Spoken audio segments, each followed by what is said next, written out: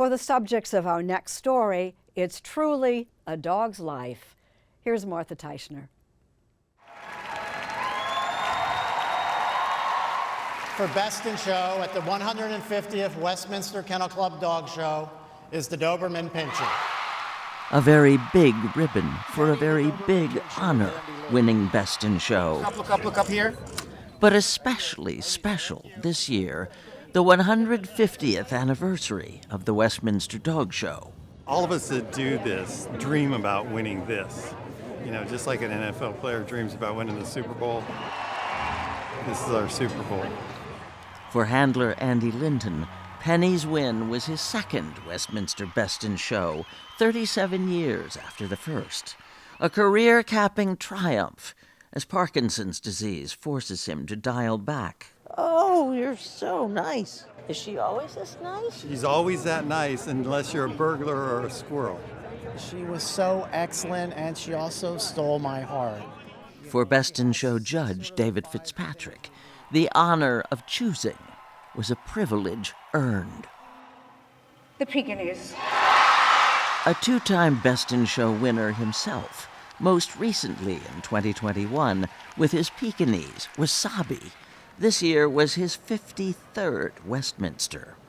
But wait, let's rewind. Go back 1 week and counting before the big night. Here's Wasabi. Wasabi. David Fitzpatrick was at home in rural Pennsylvania, taking me on a tour of just some of the loot his dogs have won over the years. All the silver and ribbons upstaged.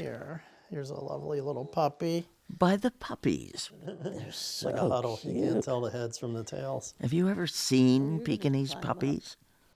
Look at those babies. These are 5-day-old Maltese.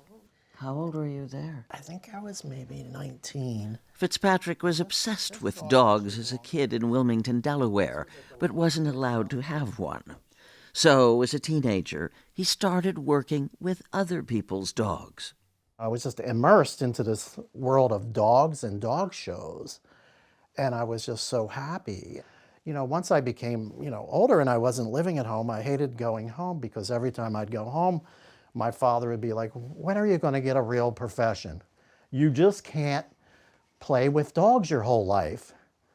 And I'd be like, yes, I can. Yes, I can. He worked his way up to top-level handler, breeder, and finally respected dog show judge. Preparing for Westminster, as he brushed up on the breed standards for the more than 200 breeds entered. His biggest priority? Just basically try not to fall and break a leg or get food poisoning or do anything that's going to sabotage the event. The first Westminster Dog Show was in 1877.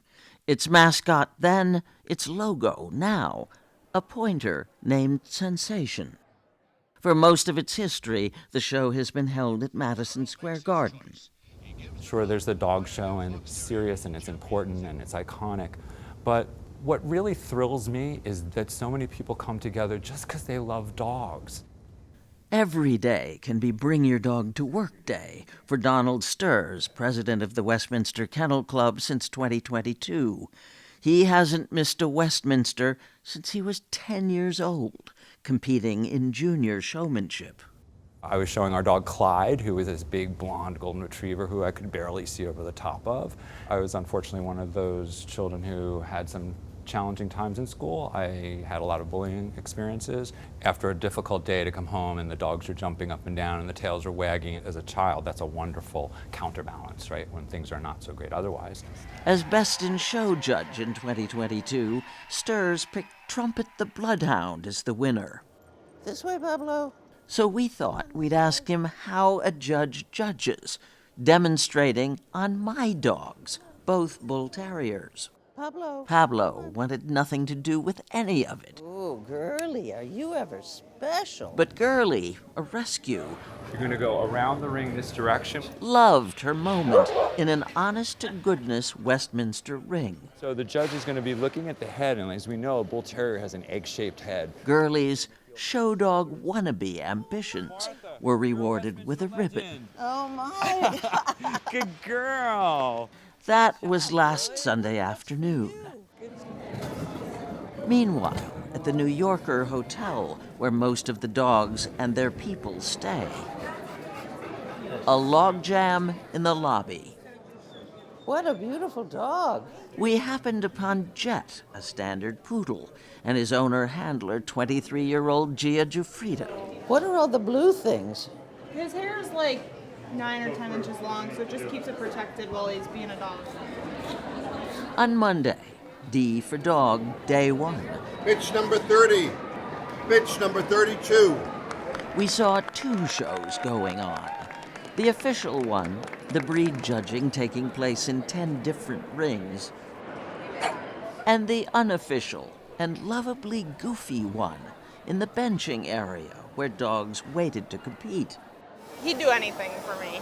We checked out Jet, compliantly getting his hair done. We just take these bands out of his hair, and then we'll brush through it with a pin brush, and then we'll end up blowing it through it with a blow dryer, and then at the end we spray him up with hairspray. A 2.5-hour process. And then it was showtime. A place like this with all the crowd and the excitement, he just thrives off of it. He knows, he looks at me and we just go do it together. Together, they won Best of Breed. Maybe we brought them luck. By Tuesday evening, the field had narrowed to 7 Best of Group winners.